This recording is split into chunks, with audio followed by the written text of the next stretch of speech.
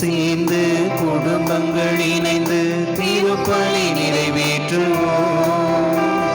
தன்னலம் மறந்து பிற நலம் காக்கும் திருச்சபையாகிடுவோம். குருவுடன் சேர்ந்து குடும்பங்கள் இணைந்து திருப்பலி நிறைவேற்றுவோம். தன்னலம் மறந்து பிற நலம் காக்கும் திருச்சபையாகிடுவோம். நாம் வருவோம், பலியில் இணைவோம், இறை அன்பில் நாளும் வளர்வோம். நாம் வருவோம், பலியில் இணைவோம், இறை அன்பில் நாளும் வளர்வோம்.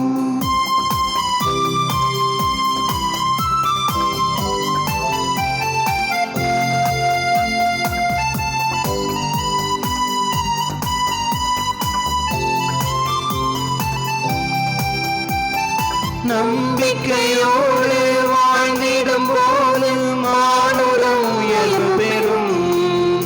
இறை நம்பிக்கை கொண்டு வாழ்ந்திடும் போது வாழ்வே முழுமை பெறும். நம்பிக்கையோடு வாழ்ந்திடும் போது மானுடம் உயர்வு பெறும். இறை நம்பிக்கை கொண்டு வாழ்ந்திடும் போது வாழ்வே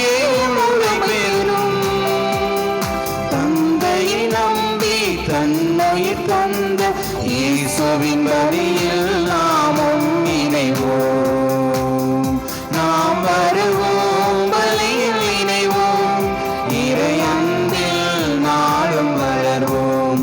நாம் வருவோம், பலியில் இணைவோம், இறை அன்பில் நாளும் வளர்வோம். குருவுடன் சேர்ந்து குடும்பங்கள் இணைந்து திருப்பலி நிறைவேற்றுவோம். தன்னலம் மறந்து பிற நலம் காக்கும் திருச்சபையாகிடுவோம்.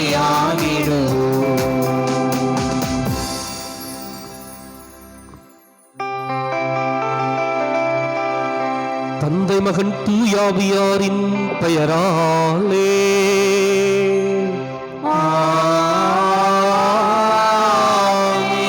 நமக்காக பலியாகி உயிர்த்தெழுந்த நம் தலைவராகிய இயேசு கிறிஸ்துவின் அருளும் கடவுளின் அன்பும் தூயாவியாரின் தோழமையும் உங்கள் அனைவரோடும் இருப்பதாக. ஆன்மாவோடும்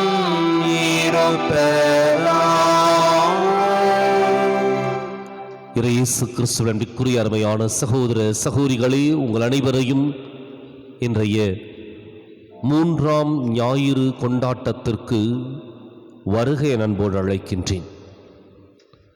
இன்றைக்கு எருத்தேன்பதி பங்கினுடைய பங்கு திருவிழாவின் முதல் தேர் திருவிழாவை மகிழ்வோடு கொண்டாடுகின்றோம். புனித பேதுரு, புனித பவுல் இவர்கள் திருச்சபையினுடைய இருபெரும் தூண்கள் என்று சொல்லி சிறப்பாக விளங்கியவர்கள். இன்றைக்கு அவருடைய முதல் தேர் திருவிழாவை கொண்டாடுகின்ற உங்கள் அனைவருக்கும் வாழ்த்துக்களையும் மகிழ்ச்சி நிறைந்த சந்தோஷம் நிறைந்த பாராட்டுக்களையும் தெரிவித்துக் கொள்ளுகின்றேன். இதை நற்செய்தி ஆண்டவர் இயேசுவினுடைய பணி வாழ்க்கையினுடைய தெளிவை, இலக்கை சிறப்பாக எடுத்துக் கூறுகின்றது. ஆண்டவர் இயேசு தான் எதை செய்ய போகின்றோம் என்பதை பற்றிய ஒரு தெளிவை பெற்றிருந்தார். அவருடைய உண்ணா நோன்பும் பாலைவன அனுபவமும் அவரை புடமிட்டிருந்தது. அவருக்கு தன்னுடைய பணியை குறித்த தெளிவை உண்டாக்கியிருந்தது. எனவே இயேசு தன்னுடைய பணியை வழிபாட்டோடு அல்ல, மாறாக வாழ்வாக விரித்து கொடுத்தார். இன்றைக்கு அவருடைய பணி வாழ்க்கையினுடைய அடிகளை பின்பற்றி வருகின்ற நாம் நம்முடைய வாழ்க்கையிலும் அதே இயேசுவின் பணியை மேற்கொள்ள இந்த திருப்பலியில் சிறப்பாய் ஜெபிப்போம். சகோதர சகோதரிகளே, தூய மறை நிகழ்வுகளை கொண்டாட நாம் தகுதி பெறும் பொருட்டு நம் பாவங்களை ஏற்றுக்கொள்வோம்.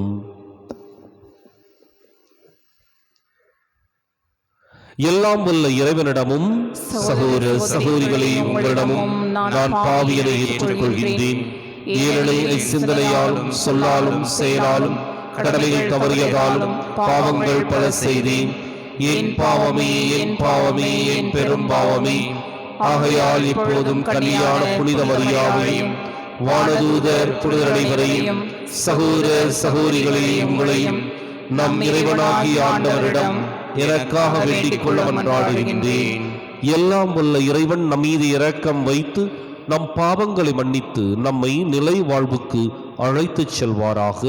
ஆமென்.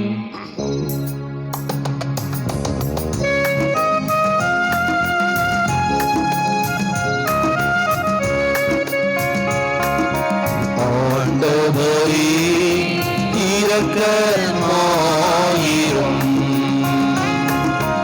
ஆண்டவரே இரக்கமாயிரும். கிறிஸ்துவே இரக்கமாயிரும். கிறிஸ்துவே இரக்கமாயிரும்.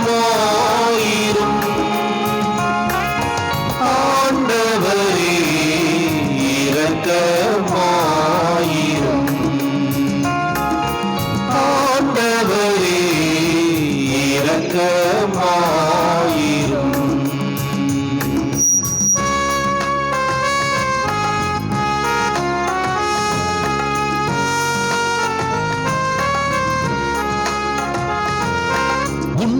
உன்னதங்களிலே கடவுளுக்கு மாற்றி உண்டாகுக.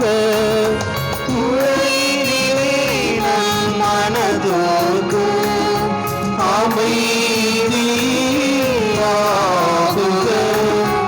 உம்மை புகழ்கின்றோம், உம்மை வாழ்த்துகின்றோம், உம்மை ஆராதிக்கின்றோம், உம்மை மாட்சிப்படுத்துகின்றோம்.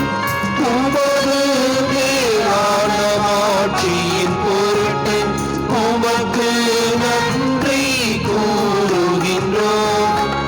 ஆண்டவராகிய இறைவா, வானுலக அரசரே, எல்லாம் வல்ல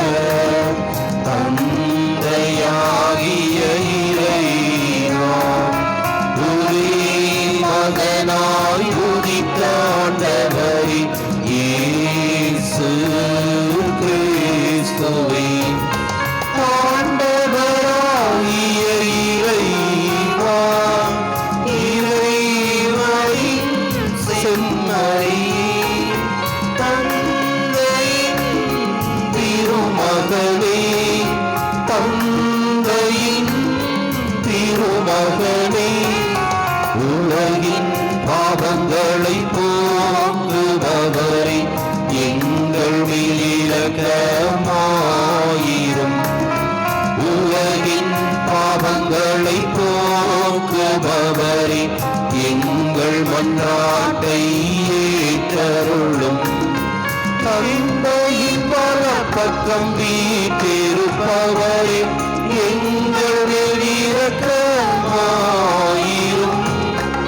ஏனெனில் இயேசு கிறிஸ்துவே, நீர் ஒருவரே தூயவர், நீர் ஒருவரே ஆண்டவர், நீர் ஒருவரே உன்னதர். தூய ஆவியாரோடு தந்தையாகிய இறைவனின் மாட்சியில் இருப்பவர் நீரே.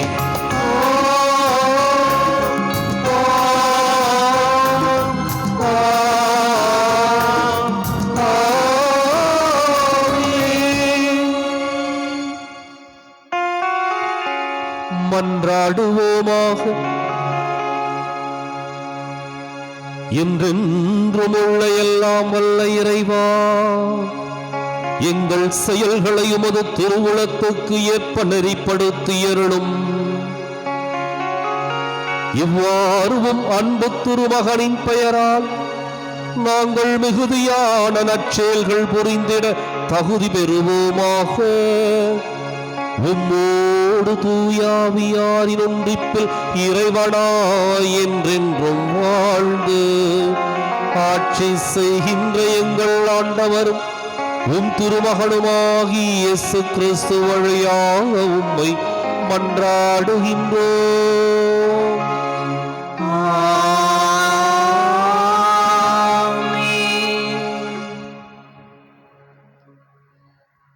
முதல் வாசகம். எஸ்ரா கடவுளின் திருச்சட்டத்தை உரக்க வாசித்தார். மக்களும் அதை புரிந்து கொண்டனர். இறைவாக்கினர் நெகேமியா நூலிலிருந்து வாசகம்.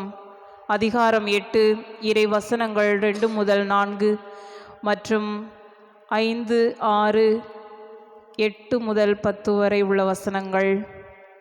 அந்நாட்களில் 7ஆம் மாதம் முதல் நாள் குரு எஸ்ரா ஆடவர் பெண்டீர் புரிந்து கொள்ளும் ஆற்றலுள்ள சிறுவர் அனைவரும் அடங்கிய சபை முன்னிலையில் திருநூலை கொண்டு வந்தார். தண்ணீர் வாயிலுக்கு முன் இருந்த வளாகத்தில் காலை முதல் நண்பகல் வரை ஆடவரையும் பெண்டீரையும் புரிந்து கொள்ளும் ஆற்றலுள்ள சிறுவரையும் பார்த்து அதை உரக்க வாசித்தார். எல்லா மக்களும் திருநூலுக்கு செவி கொடுத்தனர். திருநூல் வல்லுநரான எஸ்ராவோ இதற்காக செய்யப்பட்ட மரமேடையின் மேல் நின்று கொண்டிருந்தார். எஸ்ரா மக்களை விட உயரமான இடத்தில் நின்றதால் அவர் திருநூலை திறந்தபோது எல்லா மக்களும் அதை பார்த்தார்கள். திருநூலை திறந்தபோது எல்லா மக்களும் எழுந்து நின்றார்கள். அப்பொழுது எஸ்ரா மாபெரும் கடவுளாகிய ஆண்டவரை வாழ்த்தினார். மக்கள் எல்லாரும் கைகளை உயர்த்தி ஆமென் ஆமென் என்று பதிலுரைத்தார்கள். பணிந்து முகங்குப்புற விழுந்து ஆண்டவரை தொழுதார்கள். மக்களுக்கு புரியும்படி தெளிவாகவும் பொருளோடும் கடவுளின் திருச்சட்டத்தை உரக்க வாசித்தார்கள். ஆதலால் மக்களும் வாசிக்கப்பட்டதன் பொருளை புரிந்து கொண்டனர்.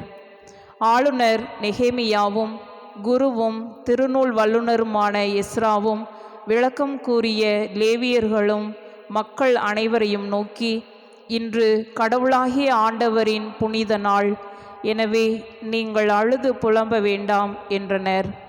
ஏனெனில் மக்கள் அனைவரும் திருச்சட்டத்தின் சொற்களை கேட்டதிலிருந்து அழுது கொண்டிருந்தார்கள்.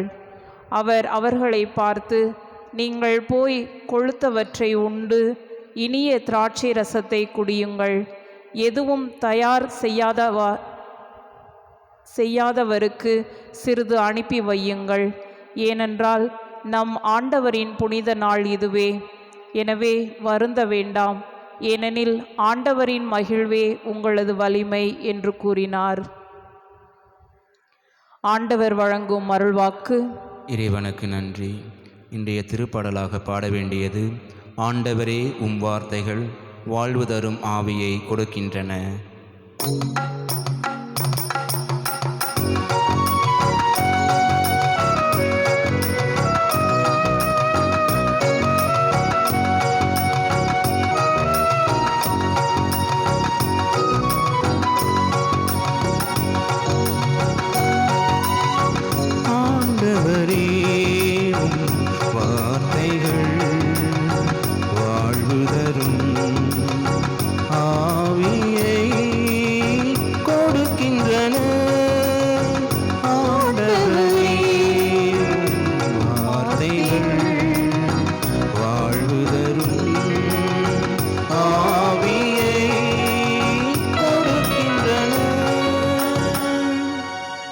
ஆண்டவரின் திருச்சட்டம் நிறைவானது, அது புத்துயிர் அளிக்கின்றது.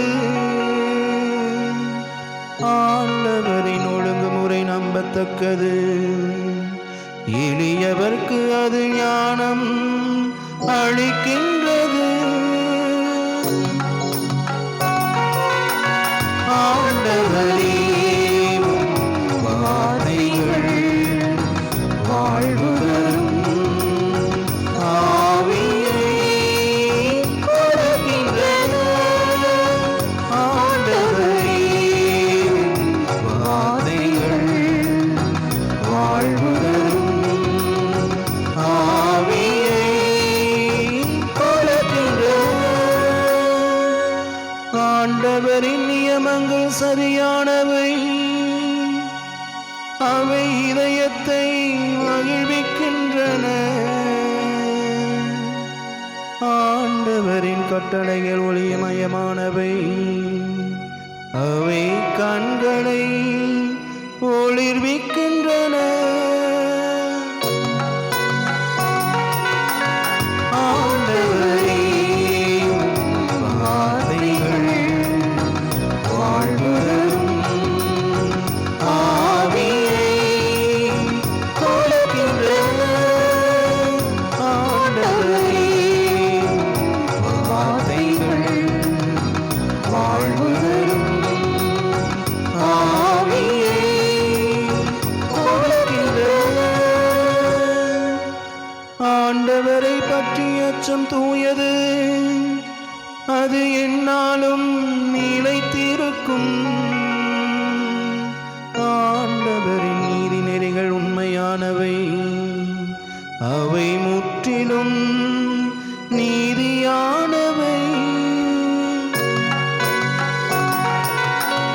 ஆண்டவரே, உம் வார்த்தைகள் வாழ்வு தரும் ஆவியை கொடுக்கின்றன.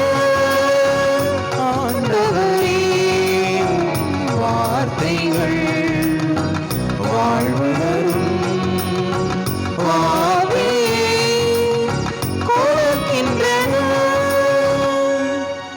என் கற்பாரையும் மீட்பருமான ஆண்டவரே, என் வாயின் சொற்கள் உமக்கு ஏற்றவையாயிருக்கட்டும். என் உள்ளத்தின் எண்ணங்கள் உமக்கு உகந்தவையாய் இருக்கட்டும்.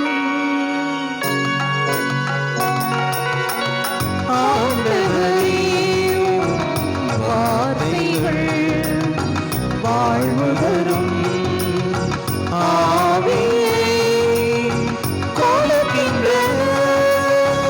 ஆண்டவரே, உம் வார்த்தைகள் வாழ்வு தரும் ஆவியை கொடுக்கின்றன.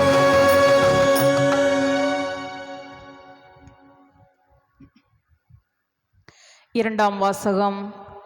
நீங்கள் கிறிஸ்துவின் உடல், ஒவ்வொருவரும் அதன் தனித்தனி உறுப்புக்கள். திருத்தூதர் பவுல் கொரிந்தியருக்கு எழுதிய முதல் திருமுகத்தில் இருந்து வாசகம். அதிகாரம் 12, இறை வசனங்கள் 12 முதல் 30 வரை. சகோதர சகோதரிகளே, உடல் ஒன்றே, உறுப்புக்கள் பல. உடலின் உறுப்புக்கள் பலவாயினும் உடல் ஒன்றாயிருப்பது போல கிறிஸ்துவும் இருக்கிறார். ஏனெனில் யூதரானாலும் கிரேக்கனானாலும் அடிமைகளானாலும் உரிமை குடிமக்களானாலும் நாம் எல்லாரும் ஒரே தூய ஆவியால் ஒரே உடலாயிருக்கும்படி திருமுழுக்கு பெற்றோம். அந்த ஒரே ஆவியையே பானமாகவும் பெற்றோம். உடல் ஒரே உறுப்பால் ஆனது அல்ல, பல உறுப்புகளால் ஆனது. நான் கை அல்ல, ஆகவே இவ்வுடலை சேர்ந்தவன் அல்ல என கால் சொல்லுமானால் அது அவ்வுடலை சேர்ந்ததில்லை என்றாகிவிடுமா? நான் கண் அல்ல, ஆகவே இவ்வுடலை சேர்ந்தவன் அல்ல என காது சொல்லுமானால் அது அவ்வுடலை சேர்ந்ததில்லை என்றாகிவிடுமா? முழு உடலும் கண்ணாயிருந்தாலும் கேட்பது எப்படி? முழு உடலும் காதாயிருந்தால் முகர்வது எப்படி? உண்மையில் கடவுள் ஒவ்வொருவர் உறுப்பையும் தாம் விரும்பியவாறே ஒரே உடலில் அமைத்தார். அவை யாவும் ஒரே உறுப்பாயிருந்தால் உடல் என ஒன்று இருக்குமா? எனவேதான் பல உறுப்புகளை உடையதாயிருந்தாலும் உடல் ஒன்றே. கண் கையை பார்த்து நீ எனக்கு தேவையில்லை என்றோ, தலை கால்களை பார்த்து நீங்கள் எனக்கு தேவையில்லை என்றோ சொல்ல முடியாது. மாறாக உடலில் மிக வலுவற்றவனாய் தோன்றும் உறுப்புகளே மிகவும் தேவையானதாய் இருக்கின்றன. உடலின் குறைவான உறுப்புகள் என நமக்கு தோன்றுவற்றிற்கே நாம் மிகுந்த மதிப்பு கொடுக்கிறோம். நம் மறைவான உறுப்புகளே மிகுந்த மதிப்பு பெறுகின்றன. மறைந்திராத நம் உறுப்புகளுக்கு அது தேவையில்லை. மாறாக மதிப்பு குறைந்த உறுப்புகளுக்கு மிகுந்த மதிப்பு கொடுத்தே கடவுள் உடலை ஒன்றித்து உருவாக்கினார். உடலில் பிளவு ஏற்படாமல் ஒவ்வொரு உறுப்பும் மற்ற உறுப்புகளின் மீது ஒரேவித கவலை கொள்ள வேண்டும் என்றே இப்படி செய்தார். ஒரு உறுப்பு துன்புற்றால் அதனுடன் மற்ற எல்லா உறுப்புகளும் சேர்ந்து துன்புறும். ஒரு உறுப்பு பெருமை பெற்றால் அதனுடன் மற்ற எல்லா உறுப்புகளும் சேர்ந்து மகிழ்ச்சியுறும். நீங்கள் கிறிஸ்துவின் உடல், ஒவ்வொருவரும் அதன் தனித்தனி உறுப்புகள். அவ்வாறே திருச்சபையிலும் கடவுள் முதலாவது திருத்தூதர்களையும், இரண்டாவது இறைவாக்கினர்களையும், மூன்றாவது போதகர்களையும், பின்னர் வல்ல செயல் செய்வோர்களையும், அதன்பின் பிணித்தீர்க்கும் அருள்கொடை பெற்றவர்கள், துணை நிற்பவர்கள், தலைமை ஏற்று நடத்துபவர்கள், பலவகை பரவச பேச்சு பேசுபவர்கள் ஆகியோரை ஏற்படுத்தினார். எல்லாருமே திருத்தூதர்களா? எல்லாருமே இறைவாக்கினர்களா? எல்லாருமே போதகர்களா? எல்லாருமே வல்ல செயல் செய்பவர்களா? இல்லை. எல்லாருமே பிணித்தீர்க்கும் அருள்கொடையை பெற்றவர்களா? எல்லாருமே பரவச பேச்சு பேசுகிறவர்களா? எல்லாருமே விளக்கம் அளிப்பவர்களா? இல்லையே. ஆண்டவர் வழங்கும் அருள்வாக்கு. இறைவனுக்கு நன்றி.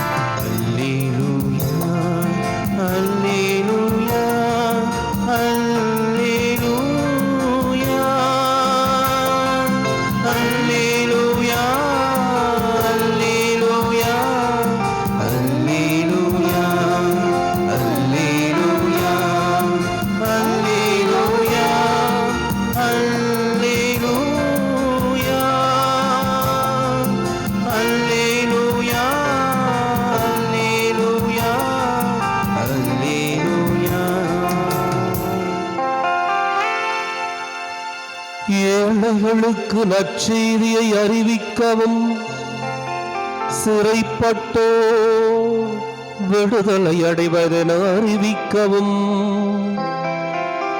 ஆண்டவர் என்னை அனுப்பியுள்ளார். அல்லேலூயா, அல்லேலூயா, அல்லேலூயா, அல்லேலூயா, அல்லேலூயா, அல்லேலூயா, அல்லேலூயா.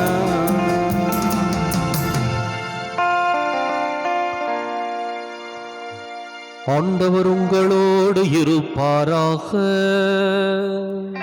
உம் ஆன்மாவோடும் இருப்பாராக. புனித லூக்கா எழுதிய நற்செய்தியிலிருந்து வாசகம். ஆண்டவரே, மாட்சி உமக்கே. அதிகாரம் 1, இறைவாக்கியங்கள் 1 முதல் 4 முடிய. மீண்டும் அதிகாரம் 4, இறைவாக்கியங்கள் 14 முதல் 21 முடிய. மாண்புமிகு தியோபில் அவர்களே, நம்மிடையே நிறைவேறிய நிகழ்ச்சிகளை முறைப்படுத்தி ஒரு வரலாறு எழுத பலர் முயன்றுள்ளனர்.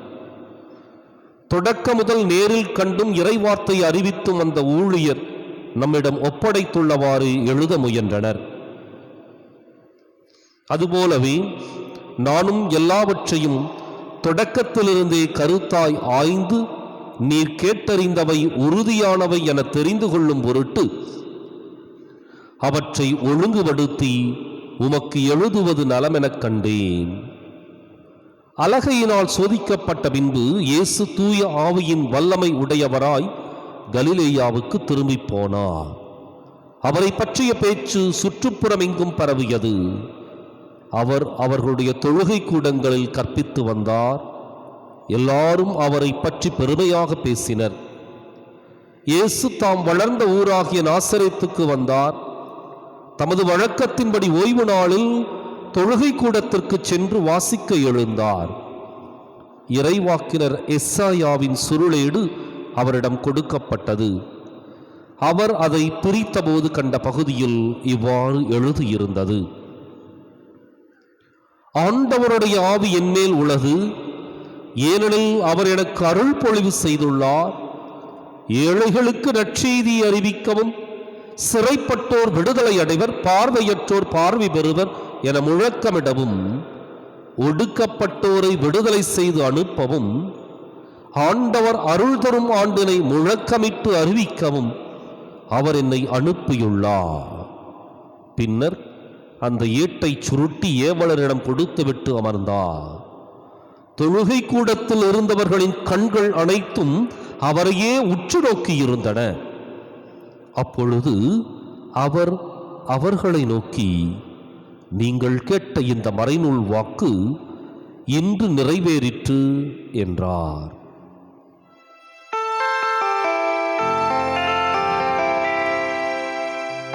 ஆண்டவரின் அருள் வாக்கு. கிறிஸ்துவே உமக்கு புகழ்.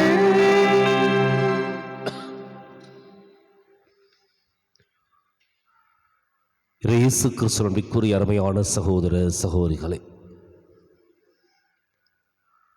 இன்றைய நற்செய்தியினுடைய பின்னணியை அல்லது அதனுடைய தொடர்ச்சியை நாம் புரிந்து கொள்ள வேண்டும்.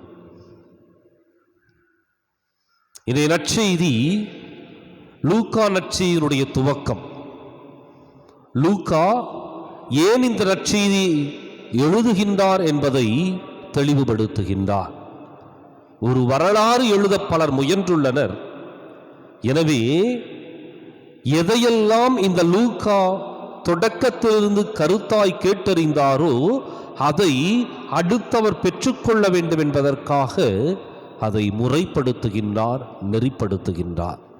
இது லூக்கா நற்செய்தியினுடைய துவக்கம்.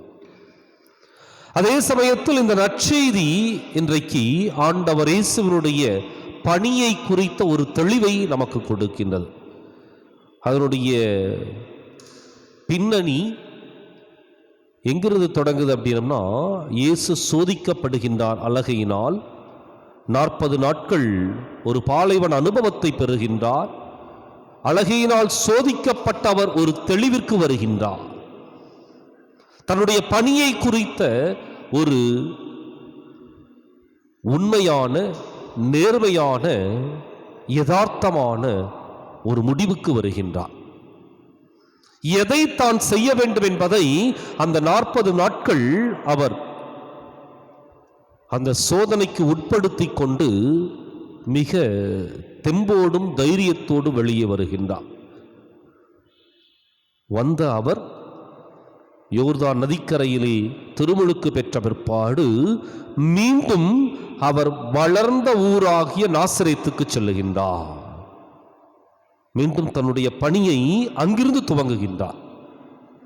நாசரேத்தூரிலிருந்து தன்னுடைய பணியை துவங்குகின்றார். அப்பொழுது அவர் ஜெபக்கூடத்திற்கு செல்லுகின்றார். அந்த தொழுகை கூடத்திலே அவருக்கு கொடுக்கப்பட்ட சுருளேடு எஸ்ஐயா இறைவாக்கினருடையது.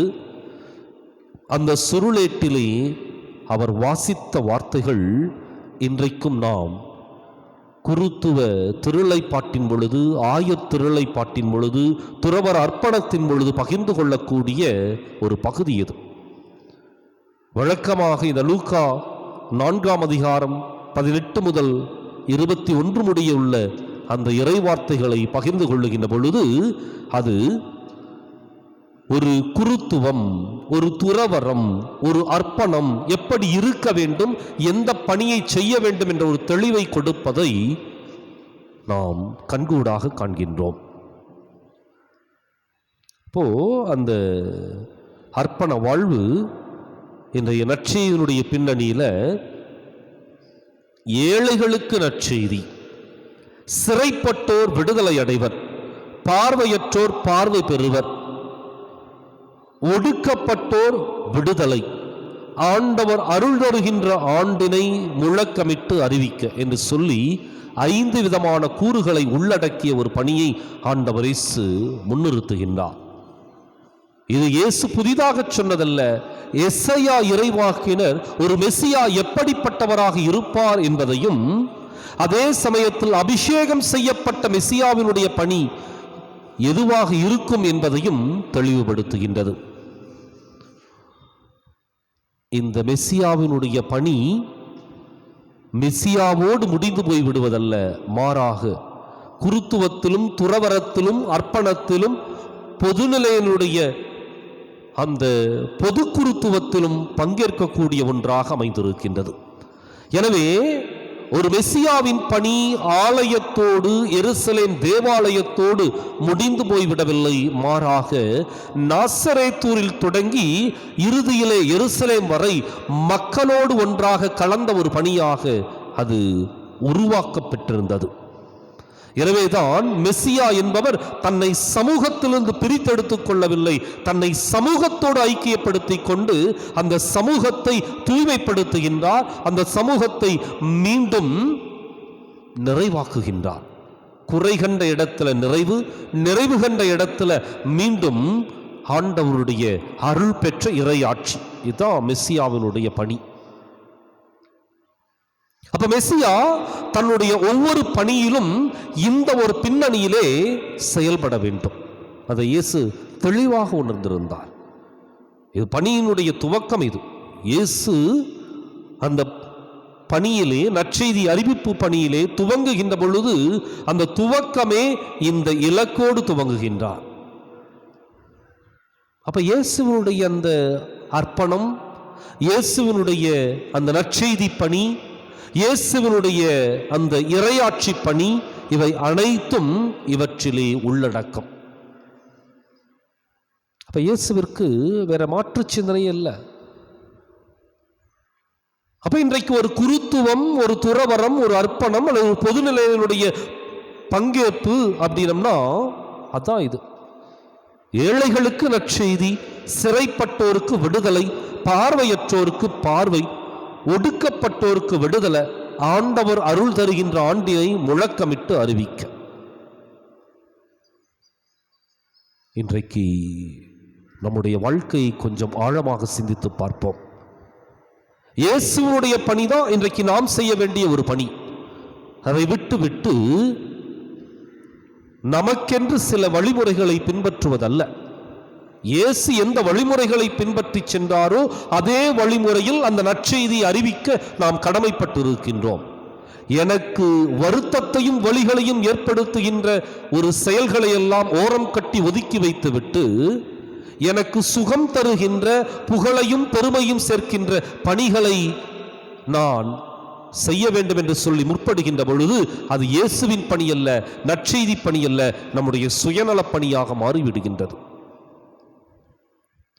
மதிப்பையும் மரியாதையும் புகழையும் பெருமையும் தேடுகின்ற ஒரு பணி நிச்சயம் இயேசுவினுடைய பணி அல்ல.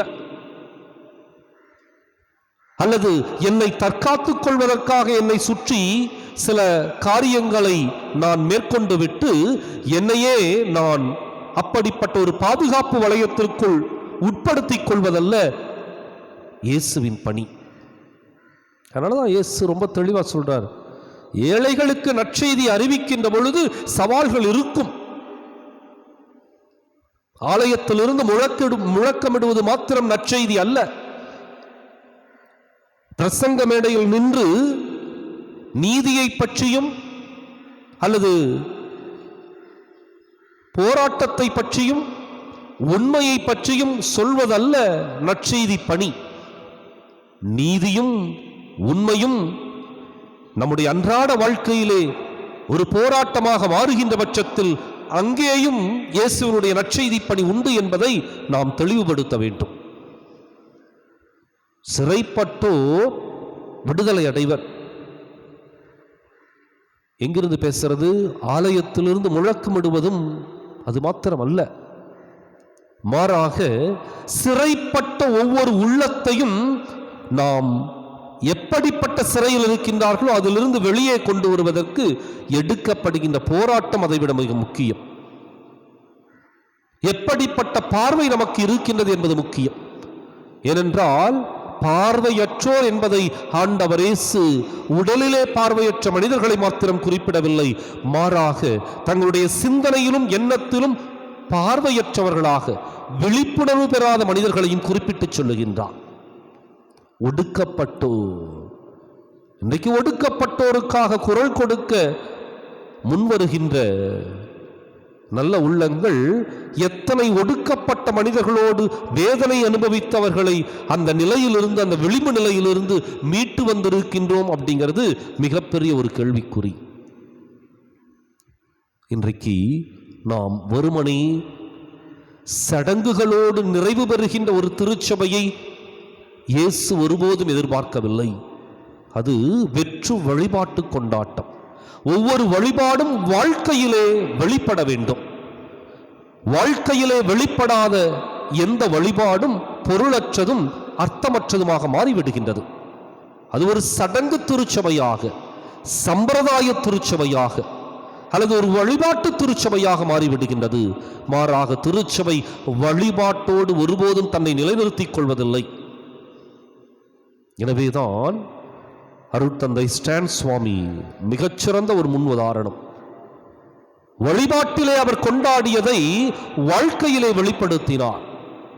எந்த மக்கள் ஒடுக்கப்பட்டிருந்தார்களோ அவர்களுக்கு வீதியில் இறங்கி குரல் கொடுத்தார். எனவே அருட்தந்தை ஸ்டான் சுவாமி இன்றைக்கு நம்மை பொறுத்தவரை மிகச்சிறந்த ஒரு மறைசாட்சி. சிறைச்சாலை அவருக்கு ஒருவேளை சாவை கொடுத்திருந்தாலும் அந்த சாவு மீண்டும் ஒரு எழுச்சிமிக்க விசுவாசத்தை இந்த இந்திய திருச்சபைக்கு ஏற்படுத்தி இருக்கின்றது அப்படிங்கிறதுல சந்தேகமில்லை. எனவே வழிபாட்டு திருச்சபையாக நம்மை நிலைநிறுத்திக் கொள்ளுகின்ற எந்த ஒரு திருச்சபையும் அது கால ஓட்டத்திலே மக்களுடைய உணர்வுகளுக்குள், மக்களுடைய செயல்பாடுகளுக்குள் உட்புகாமல் மாறாக தன்னை வேறுபடுத்திக் கொண்டு, அந்நியப்படுத்திக் கொண்டு அது கொஞ்சம் கொஞ்சமாக தன்னையே அழித்துக் கொள்ளும். மாறாக ஒரு வழிபாட்டு சடங்கும் சம்பிரதாயமும் வாழ்க்கையோடு நெருக்கமாக பின்னி பிணைய வேண்டும். அது மாத்திரம்தான் உண்மையான ஆன்மீகமாக, திருச்சபையினுடைய அடிநாதமாக அது வெளிப்படும். இயேசு அப்படிப்பட்ட ஒரு திருச்சபையைத்தான் ஏற்படுத்தினார். தொழுகை கூடத்துக்குள் இருந்து முழங்கிவிட்டு வெளியே வந்தவுடன் மறந்து போய்விடுகின்ற இயேசுவை நாம் ஒருபோதும் இந்த வழிபாட்டில் கொண்டாடவில்லை.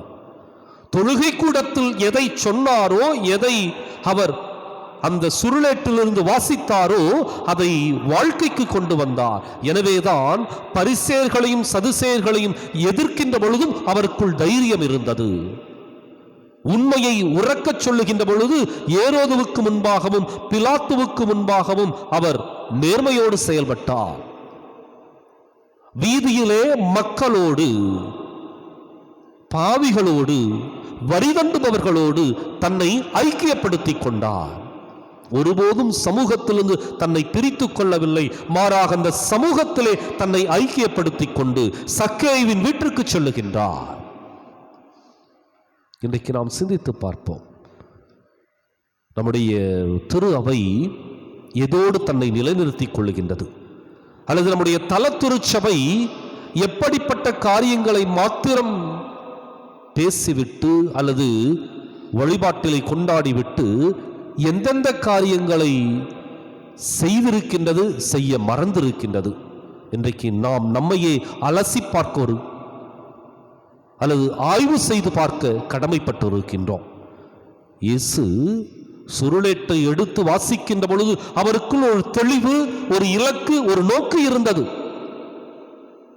ஆண்டவருடைய ஆவி என்மேல் உள்ளது என்று சொல்லுகின்ற பொழுது அந்த ஆவி வார்த்தையோடு அல்ல, மாறாக செயல்களோடு கூடிய ஒரு ஆவியாக அதை தன்னை வெளிப்படுத்தினார். இன்றைக்கு நாம் நம்மையே அலசி பார்க்க வேண்டிய, ஆய்வு செய்து பார்க்க வேண்டிய ஒரு சூழலுக்கு தள்ளப்பட்டிருக்கின்றோம். நம்முடைய வழிபாடு வாழ்க்கையில் வெளிப்படுகின்றதா? கேள்விக்குறி. வாழ்க்கையில் அனுபவித்தவற்றை இந்த வழிபாட்டிற்கு கொண்டு வந்திருக்கின்றோமா? அடுத்த ஒரு சவால். இயேசுவினுடைய வழிபாடும் இயேசுவினுடைய வாழ்க்கையும் மிகச்சிறப்பான முன்மாதிரிகை. அவர் வழிபாட்டிலும் சரி வாழ்க்கையிலும் சரி எதை கொண்டாடினாரோ அதை செயல்படுத்தினார், எதை வாழ்க்கையில் செயல்படுத்தினாரோ அதை வழிபாட்டிற்கு கொண்டு வந்தார். எனவேதான் அவருடைய வழிபாடு இது என் உடல் என்று சொல்லுகின்ற பொழுது, அதை பிட்டு கொடுக்கின்ற பொழுது அந்த உடலிலே ஆயிரக்கணக்கான வலிகளையும் வேதனைகளையும் விமர்சனங்களையும் எதிர்ப்புகளையும் சந்தித்த அந்த ஒரு உடலை ஆண்டவர் இயேசு பிட்டுக் கொடுத்தார். இது என் ரத்தம் என்று சொல்லி அதை எடுத்து கொடுக்கின்ற பொழுது அந்த இரத்தத்திற்குள் உறைந்து போயிருந்த ஆயிரக்கணக்கான பாரங்களையும் சுமைகளையும் பகிர்ந்து கொடுத்தார். எனவே இயேசுவினுடைய வழிபாடு என்பது வாழ்க்கையோடு சம்பந்தப்பட்டது, வாழ்க்கையிலே வெளிப்படுவது. இயேசுவினுடைய வாழ்க்கை என்பது வழிபாட்டிலிருந்து மீண்டும் பெறப்பட்டது. இன்றைக்கு சிந்தித்து பார்ப்போம். நம்முடைய வழிபாடும் வாழ்க்கையும் வெறுமனே இந்த வார்த்தையை படிப்பதோடு நின்று போய்விடாமல் வாழ்க்கையிலே வெளிப்பட, ஏழைகளுக்கு நற்செய்தியை உண்மையாகவே அறிவிக்க, ஏழைகளில் ஒருவராக இருந்து அந்த வேதனை அனுபவித்து நற்செய்தி அறிவிக்க, சிறைப்பட்ட உள்ளங்களுடைய எண்ணங்களை புரிந்து கொண்டு அதை நம்முடையதாக ஏற்றுக்கொண்டு சிறைப்பட்டோருக்கு விடுதலையை பெற்றுக் கொடுக்க, பார்வையற்ற மனிதர்களுடைய அந்த எண்ணங்களை சிந்தனைகளை கொஞ்சம் சீர்திருத்தி உண்மையான நேர்மையான பார்வையை கொடுக்க, ஒடுக்கப்பட்ட மக்கள் எங்கெல்லாம் வேதனையை அனுபவிக்கின்றார்களோ அவருடைய போராட்டங்களிலே நம்மை ஈடுபடுத்திக் கொண்டு உண்மையான அர்ப்பணம் நிறைந்த, அது குருத்துவமாகட்டும் அல்லது பொதுநிலையினுடைய குருத்துவமாகட்டும், எதுவாக இருந்தாலும் அந்த உண்மையான நேர்மையான அர்ப்பண உணர்வோடு செயலாற்ற இந்த திருப்பலியில் சிறப்பாய் ஜெபிப்போம்.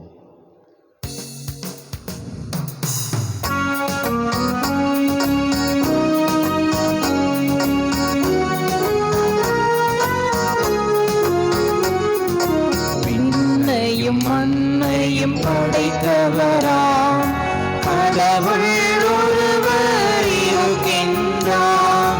தந்தை மகன் தூய ஆவியார் ஒன்றாய் வாழ்வோரை நம்புகிறேன். தூய ஆவியின் வல்லமையால் இறைமகன் நமக்காய் மனிதரானார். கன்னி மரியிடம் பிறந்தவராம் இயேசுவிடம் உறுதியாய் நம்புகிறேன். நாத்துவின் ஆட்சியில் பாடுபட்டார், சிலுவையில் இறந்து அடக்கப்பட்டார், மூன்றாம் நாளில் உயிர்த்தெழுந்தார், இறப்பின் மீது வெற்றி கொண்டார்.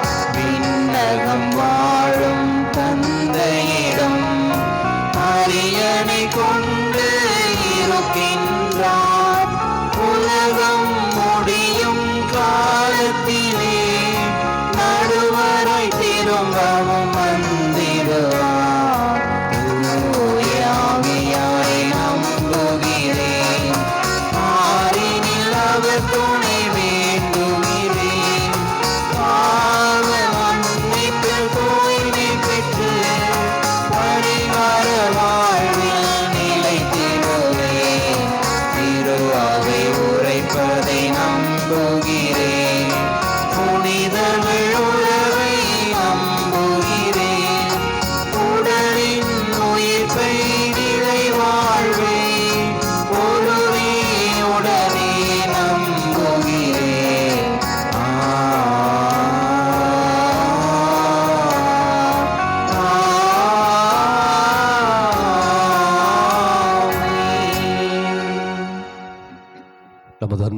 விண்ணகத் தந்தையிடம் நம்முடைய வாழ்க்கைக்கு தேவையான வரங்களை நம்பிக்கையோடு மன்றாடுவோம். என்றும் மாறாத மிகுந்த இரக்கமுள்ள இறைவனே, திரு அவையை வழிநடத்தும் எங்கள் திருத்தந்தை ஆயர்கள், இருபால் துறவியர்கள், பொதுநிலையினர் அனைவரும் கடவுளால் அன்பு செய்யப்படுபவர்களாகவும் நாங்கள் அனைவரும் ஒன்றிணைந்து வாழ்தலே அது கிறிஸ்துவின் உடலாக மாறிவிடும் என்பதை உணர்ந்தவர்களாக வாழ வரங்கள் வழங்கிட வேண்டுமென்று இறைவா உம்மை மன்றாடுகின்றோம். ஆண்டவரே, எங்கள் மன்றாட்டை கேட்டருளும். எம்மை கைப்பிடித்து நடத்தும் தந்தையே எம் இறைவா, இன்று தங்கள் முதல் திருவிழா திருப்பலியை சிறப்பாக சிறப்பித்து கொண்டிருக்கும் எங்கள் இருத்தென்பதி பங்கு மக்கள் அனைவரையும் பாதம் சமர்ப்பிக்கின்றோம். எங்கள் குடும்பங்கள் இயேசுவின் மறை உடலில் இணைந்திருக்கவும், ஒருவரை அன்பிலும் ஜெபத்திலும் தாங்கிக் கொள்ளவும், துன்பங்களில் ஆறுதலாக இருக்கவும், மகிழ்ச்சி பெருமையோடு பகிர்ந்து கொள்ளவும், குடும்பங்களில் உமது அருளை நிறைவாக பொழிந்தருள வேண்டும் என்று இறைவா உம்மை மன்றாடுகின்றோம். ஆண்டவரே, எங்கள் மன்றாட்டை கேட்டருளும்.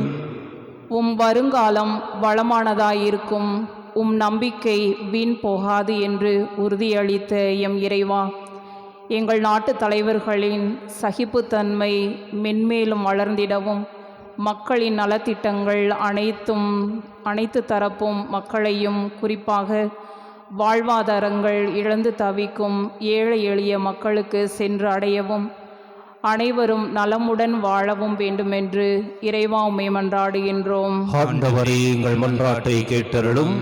நிறைவாழ்வு தரும் ஊற்றாணையம் இறைவா, உமது பணித்திட்ட அறிக்கை உமது இலக்கினை தெளிவாக காட்டுகிறது. இறைக்குலமாகிய நாங்களும் உம்மை போல பணி இலக்குகளை உருவாக்கி அவற்றை செயல்படுத்த அருள்தாரும். இன்று நாங்கள் சந்திக்கும் எல்லா பிரச்சனைகளுக்கும் விடை நாம் வைத்திருக்கும் இறைவார்த்தையில் இருக்கின்றது என்பதை உணர்ந்தவர்களாய் அன்றாடம் அதை இறைவார்த்தையை வாசிக்கவும் கேட்கவும் நாங்கள் முயற்சி செய்ய வேண்டும் என்று இறைவா உம்மை மன்றாடுகின்றோம். ஆண்டவரே, எங்கள் மன்றாட்டை கேட்டருளும். நலமளிக்கும் இறைவா, புதிய தொற்று நோயின் தாக்கத்தில் இருந்து உம் மக்களை காப்பாற்றும்.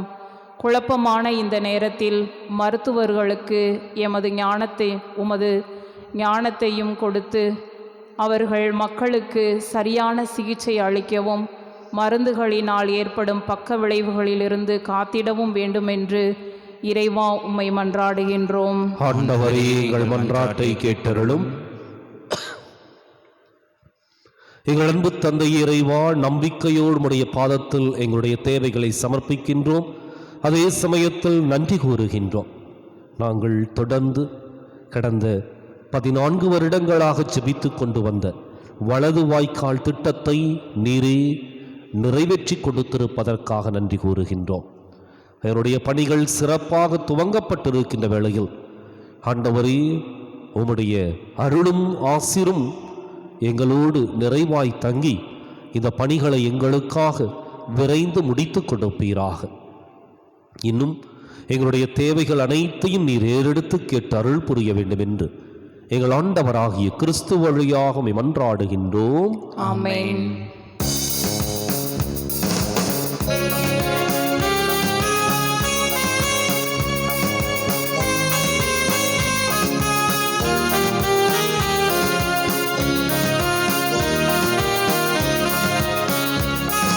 சமர்ப்பணம் செய்தேன் இறைவா, உறவினை வளர்க்கும் தூதனாக என்னை தந்தேன் தலைவா. சமர்ப்பணம் செய்தேன் இறைவா, இறைவா, இறைவா.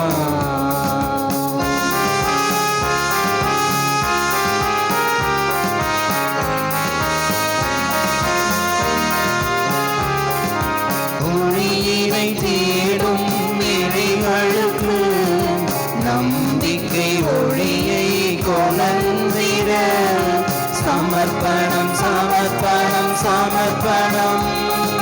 புன்னகை மறந்த இதழ்களுக்கு குறையாத மகிழ்வை கொணர்ந்திட சமர்ப்பணம் சமர்ப்பணம் சமர்ப்பணம் என்னை ஒரு கருவியாய் ஏற்றிடுவாய் புது படைப்பாய் மாற்றிடுவாய் என்னை ஒரு கருவியாய் ஏற்றிடுவாய் புது படைப்பாய் மாற்றிடுவாய் சமர்ப்பணம் செய்தேன் இறைவா இறைவா இறைவா. சகோதர சகோதரிகள், என்னுடையதும் உங்களுடையதுமான இப்பலி எல்லாம் உள்ள தந்தையாக இறைவனுக்கு ஏற்றதாகும்படி மன்றாடுங்கள். ஆண்டவர் தம் திருப்பேரின் புகழ்ச்சிக்காகவும் ஆட்சிக்காகவும் நமது நன்மைக்காகவும் புனித திரு அவையின் அனைத்து நலன்களுக்காகவும் உமது கையினின்று இப்பலியை ஏற்றுக்கொள்வாராக. ஆண்டவரே, எங்கள் காணிக்கைகளை கனிவுடன் ஏற்றருள உம்மை வேண்டுகின்றோம். இவற்றை புனிதப்படுத்தி இவை எங்கள் மீட்புக்கு பயன்பட அருள் புரிவீராக. எங்கள் ஆண்டவராகிய கிறிஸ்து வழியாக உம்மை மன்றாடுகின்றோம்.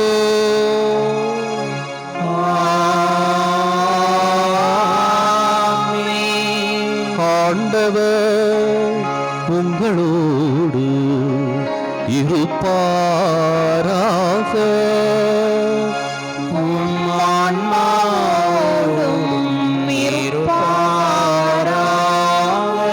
இதயங்களை மேலே எழுப்புங்கள். ஆண்டவரிடம் எழுப்பியுள்ளோம். நம் இறைவனாகிய ஆண்டவருக்கு நன்றி கூறுவோம். அது தகுதியும் நீதியும் ஆனதே.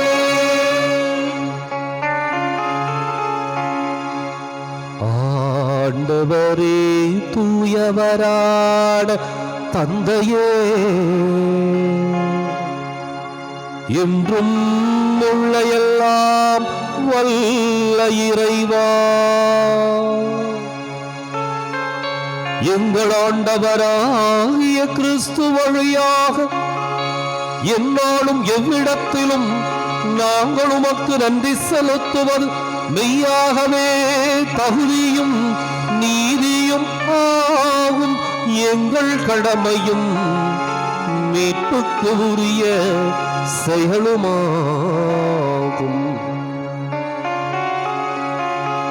ஏனெனில் கிறிஸ்து பிறந்து முன்னைய பாவ நிலையிலிருந்து மனிதரை புதுப்பித்தார். பாடுபட்டு எங்கள் பாவங்களை அளித்தார். இறந்தோரிடமிருந்து உயிர் தெழுந்து நிலை வாழ்வுக்கு வழிவகுத்தார். தந்தையே, அவர் உம்மிடம் விண்ணேறி வந்து விண்ணகத்தின் கதவுகளை திறந்து வைத்தார். ஆகவே வானக தூதரணிகளோடும் புனிதரின் பெருந்திறனோடும் நாங்களும் சேர்ந்து உமக்கு புகழ்ச்சி பண்ணிசைத்து முடிவின்றி பாடுவதாவது.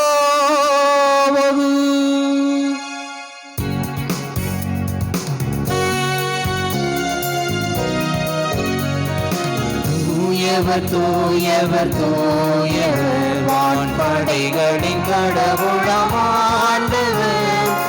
ஆண்டவர் விண்ணகமும் மண்ணகமும் உமது மாட்சியால் நிறைந்துள்ளன. உன்னதங்களிலே ஓசன்னா. ஆண்டவர் பெயரால் வருகிறவர் ஆசி பெற்றவர். உன்னதங்களிலே ஓசன்னா. உன்னதங்களிலே ஓசன்னா.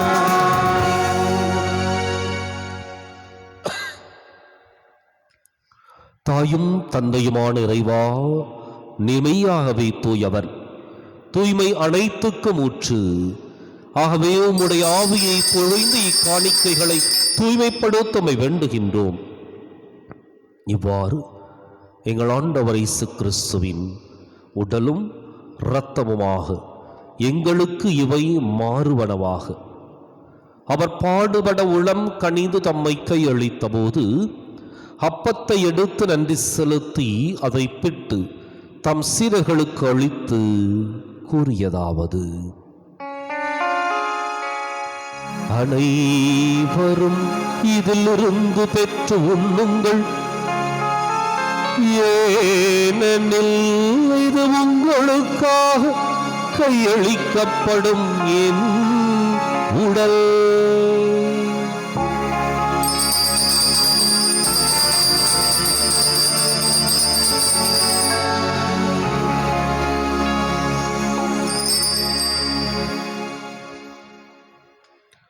அவனவை இரவு விருந்தை அருந்திய பின் கிண்ணத்தையும் எடுத்து மீண்டும் உமக்கு நன்றி கூறி தம் சீடர்களுக்கு அளித்து அவர் கூறியதாவது: அனைவரும் இதிலிருந்து பெற்று பருகுங்கள், ஏனெனில் இது புதிய நிலையான உடன்படிக்கைக்கு உரிய என் இரத்தத்தின் கிண்ணம். இது பாவ மன்னிப்புக்கென்று உங்களுக்காகவும் பலருக்காகவும் சிந்தப்படும். இதை என் நினைவாக செய்யுங்கள்.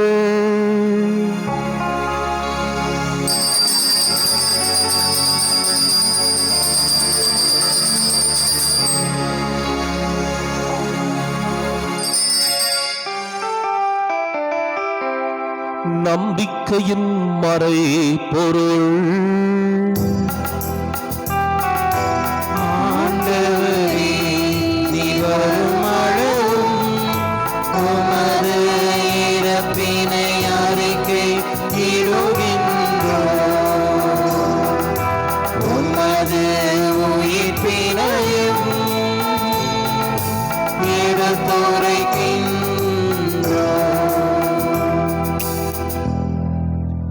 ஆகவே ஆண்டவரே, நாங்கள் கிறிஸ்துவின் இறப்பினையும் உயிர்ப்பினையும் நினைவு கூர்ந்து வாழ்வு தரும் அப்பத்தையும் மீட்பளிக்கும் கிண்ணத்தையும் உமக்கு ஒப்புக் கொடுக்கின்றோம்.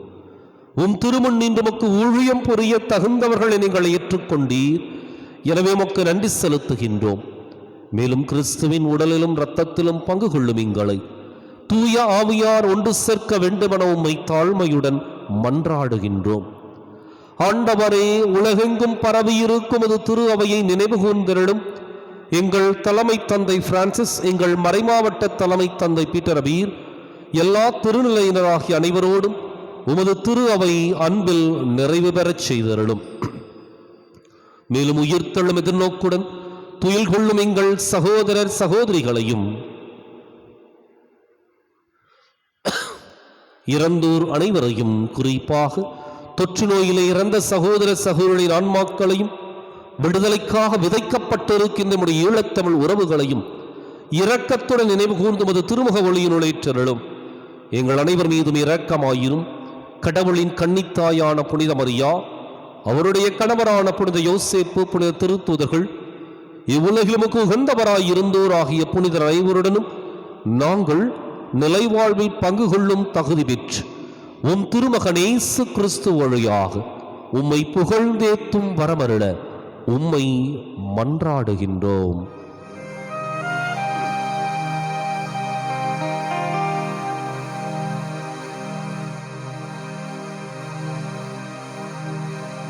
இவர் வழியாக இவரோடு இவரில் எல்லாம் வல்ல இறைவனாகிய தந்தையே, தூய ஆவியாரின் ஒன்றிப்பில் எல்லா புகழும் மாட்சியும் என்றென்றும் உமக்கு உரியதே.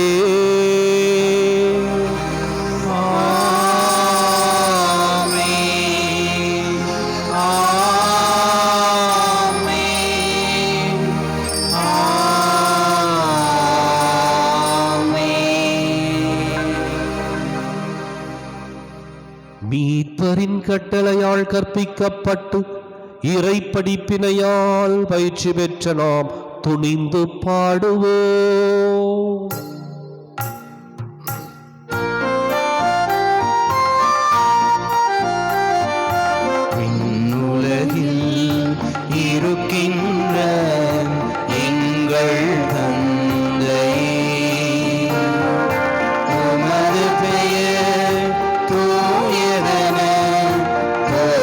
பெருக. உமது ஆட்சி வருக. உமது திருவுளம் இந்நுலகில் நிறைவேறுவது போல மண்ணுலகிலும் நிறைவேறுக.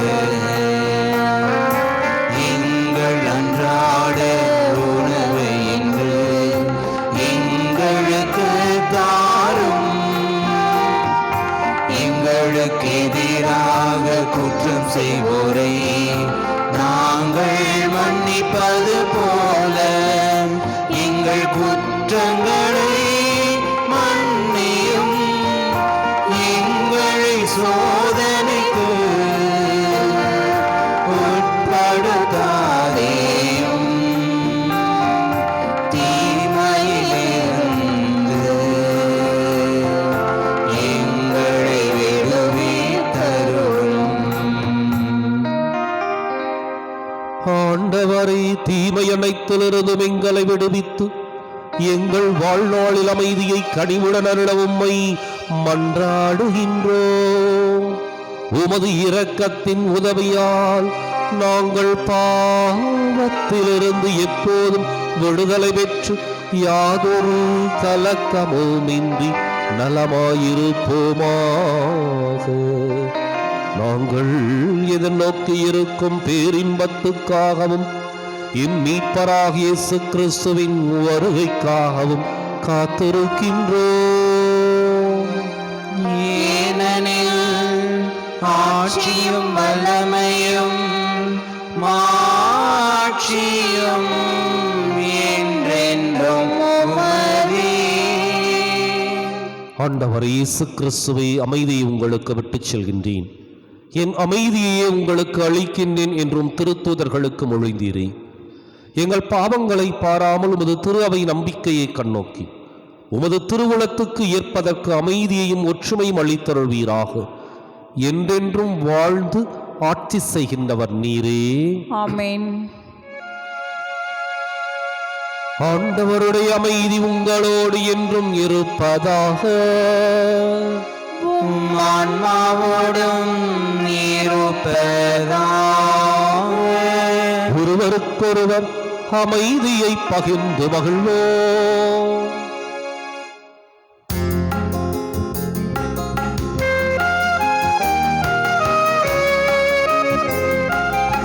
உலகின் பாவம் போக்கும் இறைவனின் செம்மறியே எங்கள் மேல் இரக்கமையும்.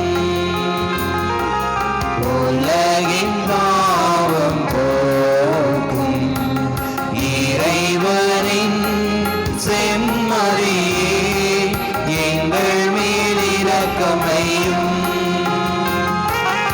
உலகின் பாவம் போக்கும் இறைவனின் செம்மறியே எமக்கு அமைதிதாரும். எமக்கு அமைதிதாரும்.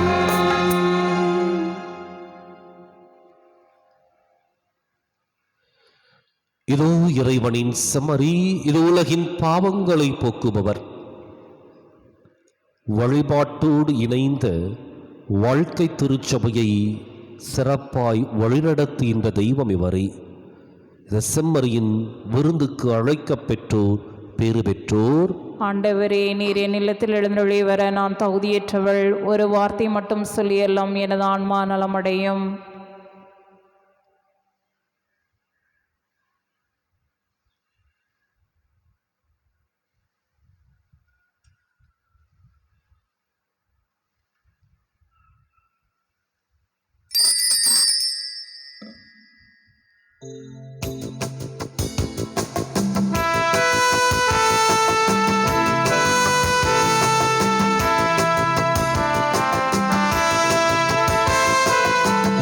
அன்பு தேவன் என்னை தேடி வருகின்றார். என் நெஞ்சில் ஆனந்தமே. இருள் சூழும் உலகில் அருள் கோடி தருகின்றார். என்னாலும் பேரின்பமே.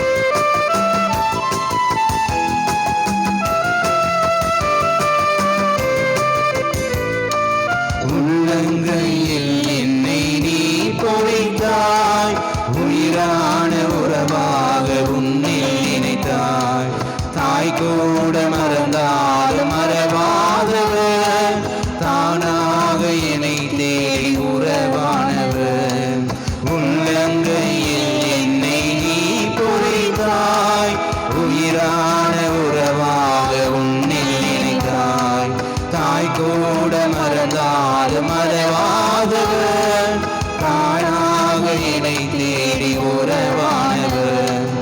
இறைவா வருவாய், இதயம் நிறுவாய், நிறைவாய் நிலையாய் நிறமும் தொடர்வாய். இறைவா வருவாய், இதயம் நிறுவாய், நிறைவாய் நிலையாய் நிறமும் தொடர்வாய். இயேசு கிறிஸ்துவனுக்குரிய அருமையான சகோதர சகோதரிகளே, ஸ்கை டிவி அன்பர்களே, கிரைஸ்ட் கிங் யூடியூப் சேனல் நேயர்களே, மீண்டும் கொரோனா கட்டுப்பாடுகள் விதிக்கப்பட்டிருக்கின்ற சூழ்நிலையில் திருப்பலிக்கு நேரிலே வர முடியாமல் இருக்கலாம். எனவே இந்த ஒளிபரப்புகளை சிறப்பாய் பயன்படுத்தி கொள்ள அன்போடு கேட்டுக்கொள்ளுகின்றேன். மேலும் இந்த ஒளிபரப்புகள் ஸ்கை டிவியிலே வெளிவர உங்களுடைய ஒத்துழைப்பையும் தாராள உள்ளத்தையும் நம்பிக்கையோடு எதிர்பார்க்கின்றேன்.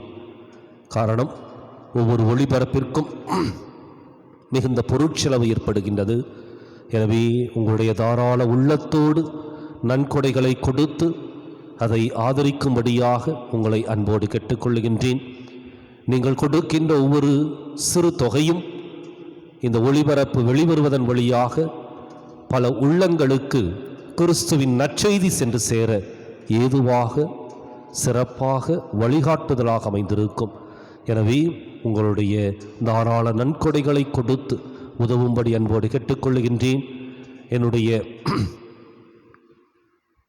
எண்ணிற்கு கூகுள் பே வழியாகவோ அல்லது என்னை தொடர்பு கொண்டு எந்த வழிமுறையில் அனுப்புவது என்பதை குறித்தும் உங்களுடைய தெளிவுகளை பெற்றுக்கொள்ள அன்போடு கேட்டுக்கொள்ளுகின்றேன். மீண்டும் இன்றைய தினம் உங்கள் அனைவருக்கும் எருத்தேன்பதி திருவிழா வாழ்த்துக்களை தெரிவித்துக் கொள்ளுகின்றேன்.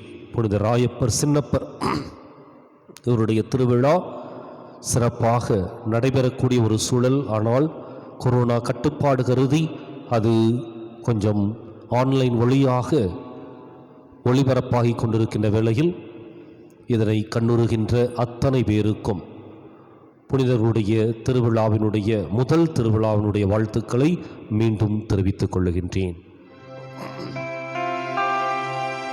மன்றாடுவோமாக. எல்லாம் வல்ல இறைவா, எங்களுக்கு அருள் புரிய உம்மை வேண்டுகின்றோம். அதனால் புத்துயிரளிக்கும் அது அருளை பெற்றுள்ள நாங்கள் உமது கொடையை முன்னிட்டு என்றும் பெருமை கொள்வோமாக. எங்கள் ஆண்டவராகிய கிறிஸ்து வழியாக உம்மை மன்றாடுகின்றோம்.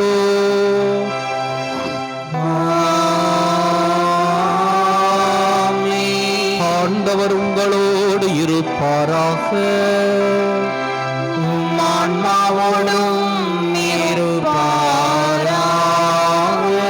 எல்லாம் வல்ல இறைவன் தந்தை மகன் தூயாவியார் உங்களுக்கு ஆசி வழங்குவாராக.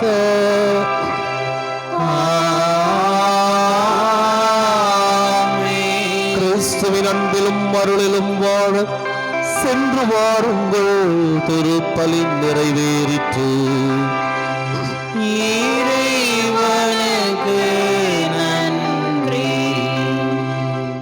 வலது வாய்க்காலுக்காக ஜெபம். அன்பு தந்தையே இறைவா, அன்பு தந்தையே இறைவா, கேளுங்கள் கொடுக்கப்படும், கேளுங்கள் கொடுக்கப்படும், தட்டுங்கள் திறக்கப்படும், தட்டுங்கள் திறக்கப்படும், தேடுங்கள் கண்டடைவீர் தேடுங்கள் கண்டடைவீர் என்ற இறை வார்த்தையில் என்ற இறை வார்த்தையில் நம்பிக்கை வைத்து ஜெபித்த பொழுது நம்பிக்கை வைத்து ஜெபித்த பொழுது கிடைத்த எல்லா நன்மைகளுக்காகவும் எல்லா நன்மைகளுக்காகவும் உமக்கு நன்றி கூறுகின்றோம். உமக்கு நன்றி கூறுகின்றோம். எங்களுடைய பகுதிக்கு தேவையான எங்களுடைய பகுதிக்கு தேவையான குடிநீர் திட்டங்களை நிறைவேற்றி குடிநீர் திட்டங்களை நிறைவேற்றி எங்களுடைய இல்லங்களுக்கு நல்ல குடி தண்ணீரை பெற்றுக் கொடுத்ததற்காக உமக்கு நன்றி கூறுகின்றோம். எங்களுடைய நீண்டகால போராட்டமான வலது வாய்க்கால் திட்டத்திற்கு உரிய அரசு ஆணையை பெற்று 262 கோடி ரூபாய் நிதியை ஒதுக்கி 262 கோடி ரூபாய் நிதியை ஒதுக்கி எங்களுடைய தண்ணீர் அவகாசத்தையும் மீட்டெடுத்து கொடுத்ததற்காக உமக்கு நன்றி கூறுகின்றோம். இத்திட்டம் சிறப்பாக தொடங்கப்பட்டிருக்கிற இவ்வேளையில் இதனை விரைந்து நிறைவு செய்து கொடுப்பீராக. இவற்றை எங்கள் ஆண்டவராகிய கிறிஸ்து வழியாக உம்மை மன்றாடுகிறோம். ஆமென். ஆமென்.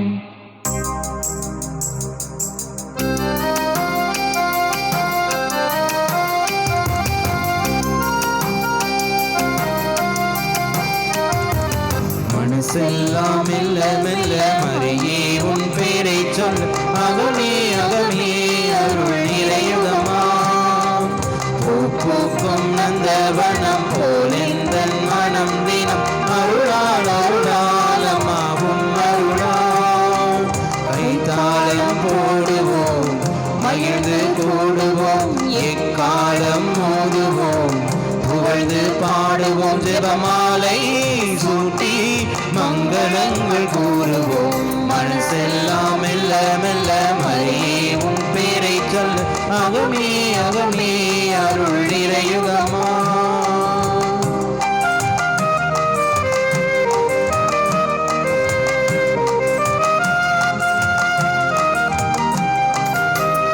இறைவன் உம்மை விரும்பியதாலே உறைவிடமாக உம்மை தேர்ந்தாரே. இறைவன் உம்மை விரும்பியதாலே உறைவிடமாக உம்மை தேர்ந்தாரே. ஆண்டவர் உம்மிலே வாழ்கிறார் என்றுமே. அனுதினம் தீமைகள் அழியுமே மண்ணிலே. ஆர்ப்பரிப்போம், மகிழ்வோம், நன்றி சொல்லி பாடுவோம். மனசெல்லாம் மெல்ல மெல்ல மறியே உன் பேரை சொல்ல. அகமே அகமே அருள் நிறையுகமா. பூக்கும் நந்தவனம் போல